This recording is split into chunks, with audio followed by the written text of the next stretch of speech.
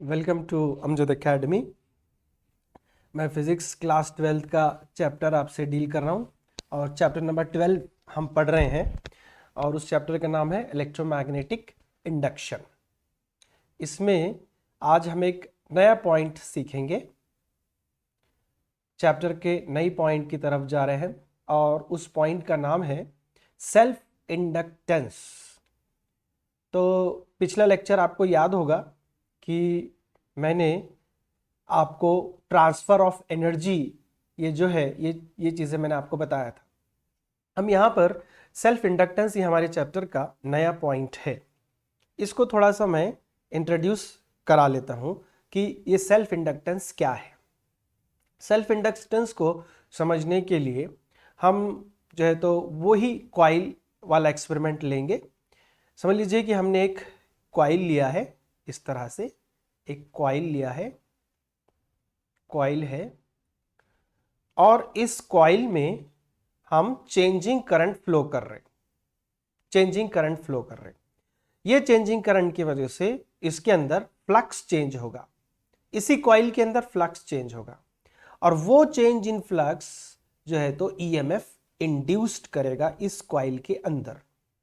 इस कॉइल के अंदर ईएमएफ इंड्यूस्ड करेगा और जो लिंकेज है मैग्नेटिक फ्लक्स का वो भी इसी कॉइल से है, ईएमएफ भी इसी कॉइल में इंड्यूस्ड हो रहा। तो ये जो फिनोमिना है कि जिसमें चेंजिंग फ्लक्स खुद उसी कॉइल को मिल रहे हैं जिसमें कि ईएमएफ इंड्यूस्ड हो रहा, इस फिनोमिना को हम सेल्फ इंडक्शन बोलते हैं। तो this phenomena is called as self induction. Self induction.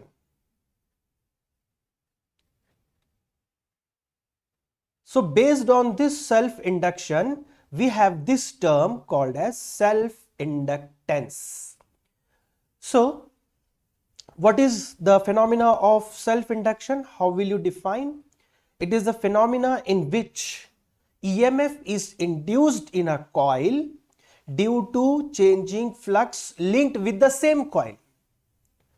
That phenomena is called as self-induction. And the EMF induced is called as back EMF. It is called as back EMF. तो जिस coil से ही current change हो रहा, जिस coil को ही उसी के changing current की वजह से चेंजिंग फ्लक्स मिल रहा और उसी में इंड्यूस्ड ईएमएफ भी प्रोड्यूस हो रहा, इस फिनोमिना को हम कहेंगे सेल्फ इंडक्शन। और इससे जो ईएमएफ जनरेट हुआ उसको हम बोलेंगे बैक ईएमएफ। तो अब ये जो नया हमारे पास आया है कंसेप्ट कि ये कॉइल है, ये कॉइल है, ऐसे इसके हम टर्न्स बताते हैं। अब इसको हम एक नाम दे देंगे, एक नया इलेक्ट्रिकल कंपोनेंट हम सीख रहे हैं, इसका नाम है इंडक्टर। इंडक्टर।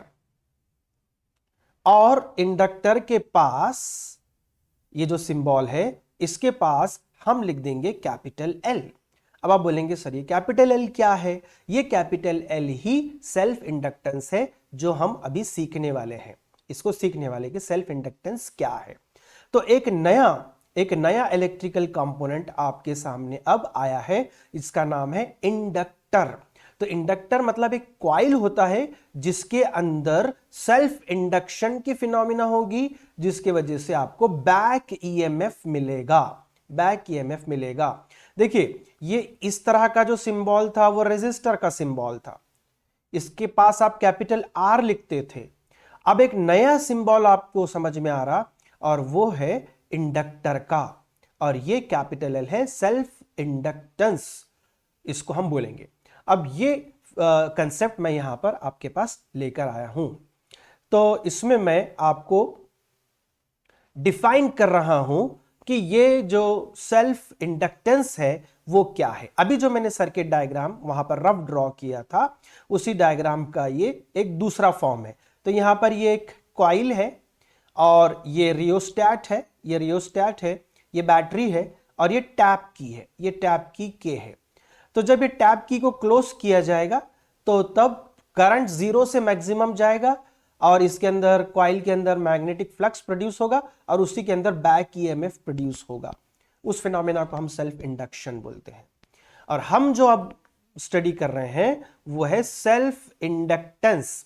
तो सेल्फ इंडक्टेंस की फिनोमिना क्या है, इसी को, ये फिनोमिना ऑफ सेल्फ इंडक्टेंस को ही मैं दूसरा नाम दे रहा हूं सेल्फ इंडक्शन।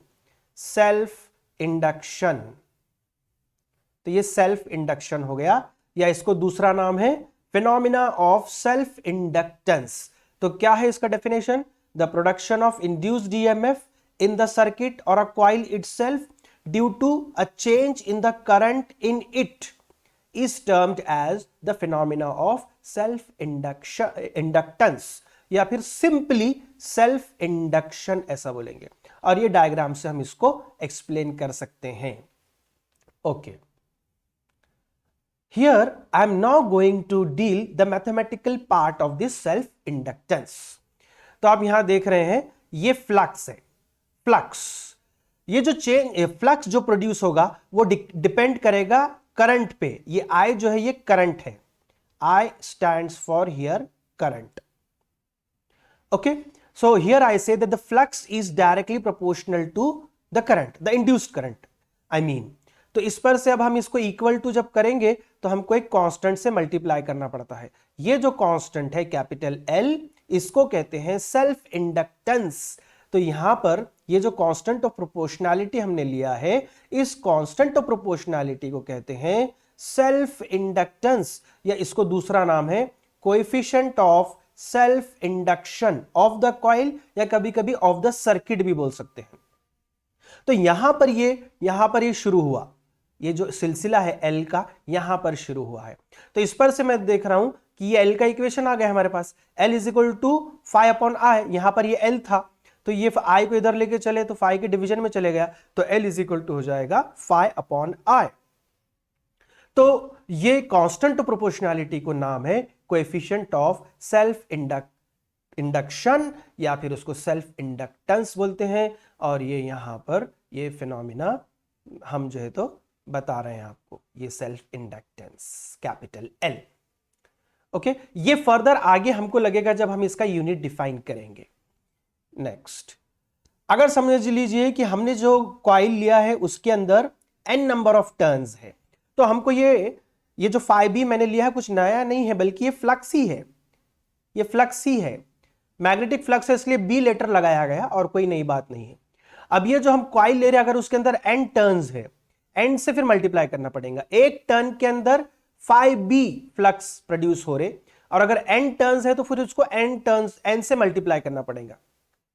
जैसे यहां पर मैंने आपको इंडक्टर का ये सिंबल बताया था, तो यहां पर ये टर्न्स है, तो ये टर्न्स जो है अगर हम गिने, अगर n है तो एक टर्न में φb इतना फ्लक्स है। अगर आपके पास ऐसे n टर्न्स है तो आपको n से मल्टीप्लाई करना पड़ेगा। तो यहां पर n stands for number of turns, n is number of turns, किसके, of the coil, of the inductor, anything. तो यहां पर आप n into φb directly proportional to I, same equation है, सिर्फ n के साथ लिया गया है, और ये L is equal to n into φb upon I, same. अब ये जो इंडक्टेंस है कैपिटल L यहां जो इंट्रोड्यूस हुआ है, इसको ये डिपेंड करता है geometry and the material properties of the coil, but yet we have not defined it what this self inductance is. So the definition of the self inductance is can be obtained with the help of the formulas we have discussed in the last slide। तो हमारे पास basically पहला जो formula था वो formula आप याद रखिए, वो था L is equal to phi upon I, L is equal to phi upon I, ये एक फॉर्मूला है, और एक फॉर्मूला है जो आगे चलकर आएगा। तो let me check what was there. Okay, so this tells you the phenomena of self inductance. Well, okay, then in this light in this slide we have got that equation which I was using here. So here I have got the definition of self inductance. ये definition यहां पर आ गया है, ठीक है, self inductance का definition. तो मैंने बोला था आपको ये formula L is equal to 5/I, ये, और इसका बेस लेकर हम सेल्फ इंडक्टेंस को डिफाइन कर सकते हैं। क्या दिख रहा है मुझे, ये बीच में कौन सा ऑपरेशन आया हुआ है, ये डिवीजन का ऑपरेशन आया हुआ है, अपॉन, यहां पर मैंने लिखा था L is equal to 5/I। तो इस ऑपरेशन को डिवीजन का जगह पे हम ले सकते हैं ratio.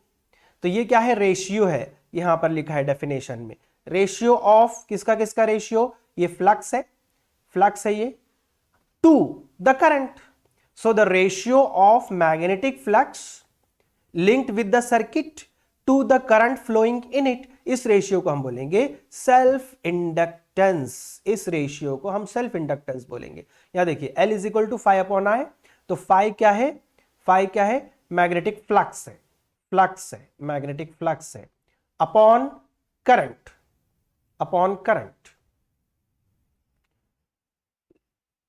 So this is the definition of self induction. एक तरीके से हम इसको डिफाइन कर सकते हैं, वो कैसे, अगर मैं यहां पर बोल दूं, अगर मैं बोल दूं कि I इज इक्वल टू 1 है, तो आप बोलेंगे फिर L इज इक्वल टू 5 हो जाएगा। अगर हम ये फॉर्मूले में, यहां पर ये इस फॉर्मूले में ये सब्स्टिट्यूट करते हैं और I इज इक्वल टू 1 लेते हैं, तो L इज इक्वल टू 5 आ जाएगा। मतलब L क्या है, मैग्नेटिक फ्लक्स ही है, लेकिन कब, when the current is unit, when the current is 1।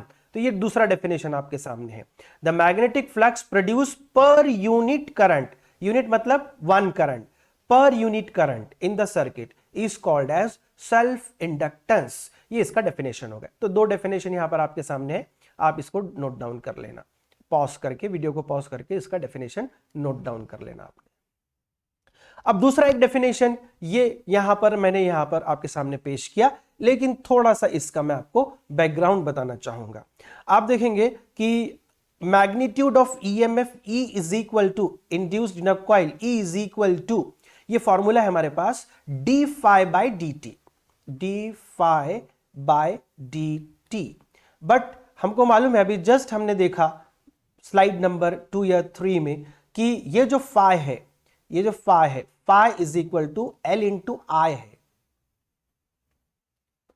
Most probably 3rd या 4th स्लाइड में आपने देखा phi is equal to L into I है। तो मैं यहां पर ये सब्स्टिट्यूट कर देता हूं, ये value E is equal to d/dt of, derivative लेना पड़ेगा, d/dt of L into I, phi की जगह पर L इंटू I लिख रहा हूं मैं। तो L तो कांस्टेंट है, कांस्टेंट ऑफ प्रोपोर्शनैलिटी है, उसी को सेल्फ इंडक्टेंस बोले हमने। तो L बाहर आ जाएगा डेरिवेटिव के, और अंदर में क्या रह जाएगा फिर, E इज इक्वल टू यहां पर L बाहर आ गया, और ये di/dt हो गया, di/dt। तो वही फॉर्मूले से मैं यहां पर आपको नया डेफिनेशन बता रहा हूं। अगर इसमें यह कहूं कि di/dt 1 है, if di/dt is equal to 1, then in that case E will become equal to L. So E is nothing but self-inductance. I mean E is equal to L, E is the induced EMF. तो induced मतलब L एक तरह का induced EMF ही है, लेकिन कौन सा, जब rate of change of current 1 है। देखिए, तो अब हम यह डेफिनेशन देख रहे हैं, the self inductance of the circuit is defined as the induced EMF. क्यों, क्योंकि E is equal to L आया, देखिए E is equal to L आया, तो वो इंड्यूस्ड ईएमएफ ही है, प्रोड्यूस्ड अराउंड द सर्किट में प्रोड्यूस हुआ, लेकिन कब, when the rate of change of current is unit 1, per unit rate of change of current, यानी ये di/dt की वैल्यू इक्वल टू 1 है। तो तब हम ये बोल रहे हैं कि E is equal to L या L is equal to E। तो ये दूसरा डेफिनेशन है, तो इसको भी वीडियो पॉज करके आप नेक्स्ट डेफिनेशन लिख ले सकते हैं। Okay, now will go further. So let me go back because I am now interested in knowing the unit of this self inductance. This slide I have kept here blank in order to discuss the unit of the self inductance. तो self inductance को कभी कभी सिर्फ inductance ही बोलते हैं। तो यहां पर हम डिटरमाइन करने जा रहे हैं कि यूनिट क्या होंगे, L के यूनिट क्या होंगे। तो ये मैं फॉर्मूला ले गया था यहां पर, L is equal to 5/I। तो इस फॉर्मूले से अगर मैं पहला यूनिट बता सकूं तो यहां पर आप देखेंगे L, हम यूनिट ऑफ L देखना चाह रहे हैं, तो इज इक्वल टू क्या है, 5/I। 5 गिना जाता है वेबर में और I गिना जाता है एम्पियर में, तो it becomes weber per ampere. So this is the unit of inductance. In short, this weber per ampere is called as henry, and it is written as capital H. So the SI unit of self-inductance is Henry, H. Now we must know when you say that the self-inductance is 1 Henry, तो वापस से आप इस फॉर्मूले में जाइए, इस फॉर्मूले में अगर आप बोल रहे हैं कि मुझे L की वैल्यू 1 चाहिए, तो L की वैल्यू 1 कब होगी, जब phi इज इक्वल टू 1 रहेगा और I इज इक्वल टू 1 रहेगा। तो इस फॉर्मूले का इस्तेमाल करके मैं आपको 1 हेनरी बताना चाह रहा हूं। So therefore I can say that 1 henry is equal to 1 weber upon 1 second. यानी कि whenever the flux changes, when the change in flux, rate of change of flux is 1 Weber per second, then the self inductance in that circuit, in that coil is said to be 1 Henry. तो किसी भी coil का self inductance 1 Henry कब बोलेंगे, जब 1 weber पर second rate of change of flux produce होगा, तो उसके वजह से जो सेल्फ इंडक्टेंस रहेगा वो कहलाएगा 1 Henry. So how will you define 1 Henry? मैं इसका यहां पर डेफिनेशन आप चाहे तो लिख ले सकता हूं। L self inductance is said to be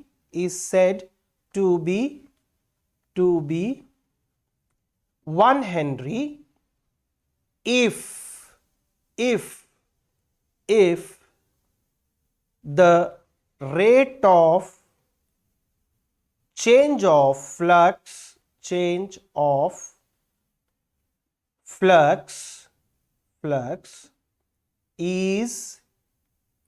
is 1 Weber per second. 1 Weber per second. This is the way of defining 1 Henry. Now there is another way of defining this Henry. Now suppose second definition. You remember that equation, E is equal to L into di by dt. तो यहां पर भी आप जो है L is equal to निकाल सकते हैं। Therefore L is equal to from this it will be E upon di by dt. So E we measure in volt, E गिनते हैं वोल्ट में, वोल्ट के लिए मैं V लिख रहा हूं, अपॉन ये di मतलब करंट है, एम्पियर, फिर ये अपॉन है, अपॉन सेकेंड, यानी कि वोल्ट पर एम्पियर पर सेकेंड, ये इसका यूनिट होगा। या इसको अगर ऐसा लिखे वोल्ट सेकेंड पर एम्पियर तो भी चलेगा, ये सेकेंड ऊपर चले जाएगा, तो वोल्ट सेकेंड पर एम्पियर। और लेकिन वोल्ट पर एम्पियर होता है ओहम, तो ये ओहम हो गया और ये सेकेंड हो गया, यानी कि ओहम सेकेंड भी इसका यूनिट बन जाएगा, और इसको भी हम बोलेंगे henry. This is also called as henry, right? So using this formula we can have another definition of 1 Henry. ये फॉर्मूले के इस्तेमाल से ये कब होगा 1 हेनरी, यहां पर ये L की वैल्यू हम लेंगे 1, तो आपको E की वैल्यू लेना पड़ेगा 1, di अपॉन dt की भी वैल्यू लेना पड़ेगा 1 एम्पियर पर सेकेंड। तो अब मैं यहां लिख रहा हूं 1 henry is equal to 1 volt upon 1 ampere per second. ये आ गया 1 हेनरी का दूसरा डेफिनेशन। अब इसको कैसे डिफाइन करेंगे? L is said to be 1 Henry. L is 1 Henry if 1 volt EMF is induced. 1 volt EMF is induced. Is induced in the coil or in the circuit, in a coil. I hope it is visible. Abhay sir will tell me if it is visible or not. In a coil, if rate of change of current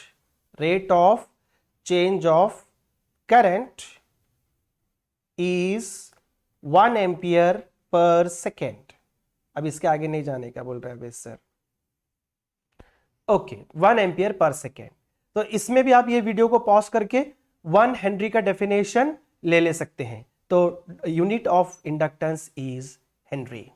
okay, let me proceed. This slide was coming before, it should have been earlier. खैर, ये चीजें हमने पढ़ ली हैं यहाँ पर, ये मैंने आपको बता दिया। ओके, अब अगला पॉइंट ये है कि अगर मेरे पास बहुत सारे इंडक्टर्स लगे हुए हैं, तो मैं वो उन इंडक्टर्स को सीरीज में भी रख सकता हूं, पैरेलल में रख सकता हूं। जैसे आपने रेजिस्टर्स को इस तरह से एक रेजिस्टर, ये दूसरा रेजिस्टर, इसको बोले थे आपने सीरीज कॉम्बिनेशन। उसी तरह अगर मेरे पास इंडक्टर्स है और वो ऐसे जोड़े गए हैं सीरीज में, तो यहां पर मैं बता सकता हूं। अच्छा फिगर ड्रॉ करने की पूरी कोशिश कर रहा हूं मैं इंशाल्लाह। ओके, ये एक इंडक्टर, इसके साथ मैंने जोड़ दिया, इसके साथ मैंने जोड़ दिया और एक इंडक्टर, और एक इंडक्टर, और चाहूं तो मैं और एक इंडक्टर ले सकता हूं अगर मैं अच्छा ड्रॉ कर रहा हूं तो। ओके, अब इन तीनों का मिला के टोटल, ये दो एंड में टोटल इंडक्टेंस कितना रहेगा? तो मान लो मैं इसका सेल्फ इंडक्टेंस ले लेता हूं L1, इसका L2, इसका L3। इन दिस वे अगर मैंने n नंबर ऑफ इंडक्टर्स जोड़ दिया सीरीज में, एक के बाद एक, तो सीरीज कॉम्बिनेशन में जो रिजल्टेंट सेल्फ इंडक्टेंस बनेगा या रिजल्टेंट इंडक्टेंस बनेगा, उसका फॉर्मूला ऐसा रहेगा। ये मैंने बता दिया कि सीरीज में जोड़ना है, मतलब कैसे जोड़ना है। ये सीरीज है, ये आपने सीरीज में जोड़ा है, इसको सीरीज देख लीजिए। सीरीज में कैसे, जैसे हमने ये रेजिस्टर्स को जोड़े थे, यहाँ R1 रहता था, यहाँ R2 रहता था। अब बजाय R1 R2 के हमारे पास L1 L2 है, L3 है, एक नया कंपोनेंट रेजिस्टर के जैसा, और ये इंडक्टर है। तो अगर सीरीज में कंबाइन किया गया तो फिर इसका फॉर्मूला क्या रहेगा? ये देखिए फॉर्मूला आ गया आपके सामने। इसका फॉर्मूला रहेगा resultant inductance when connected in series will be equal to sum of all the individual inductances, L1 plus L2 plus L3, जितने भी आप लगा लेंगे। तो ये सीरीज कॉम्बिनेशन में। अब अगर मैं इन इंडक्टर्स को पैरेलल में जोड़ दूं, पैरेलल में कैसे जोड़ते हैं आपको मालूम है, मैं यहां पर पैरेलल बता रहा हूं। तो देखिए रेजिस्टर्स सीरीज में यहां जुड़े हुए थे, अब मैं ये इंडक्टर्स को पैरेलल में जोड़ रहा हूं बिटवीन दीज टू पॉइंट्स। समझ लीजिए, ये दो लाइन के बीच में अब मैं इंडक्टर्स को पैरेलली जोड़ रहा हूं। तो ये देखिए, ये एक इंडक्टर जिसका इंडक्टेंस L1, ये दूसरा,